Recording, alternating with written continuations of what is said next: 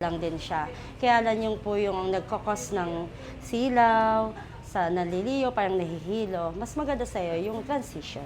Kasi yung transition, yun po yung may pang protection yung sa glare, sa silaw, tsaka sa liwanag. No? Ang lens, ang frame mo, wait lang, kukunin ko yung ano. Ano nga pong name niyo po?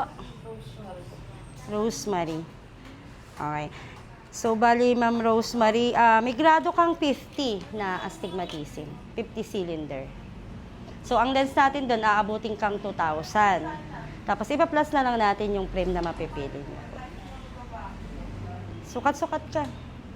So, bali sa mga frame na napapansin mo na to, may less pa yung 800. So, halimbawa, 2,000 plus less 800 dito, magiging 900 na lang siya. Magiging 2,900 lahat-lahat na. Transition lens na yon. Tapos multi-coated lens na din siya. Pero depende pa rin sa frame na mapipili mo, mama. Meron tayong mga frame pa na mas magaganda po dyan.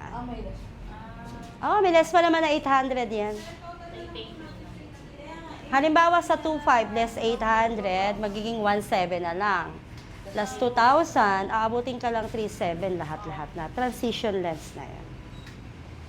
Yan, sa iba budget mo. Sige, sukat-sukat ka. Sukat-sukatin mo. Para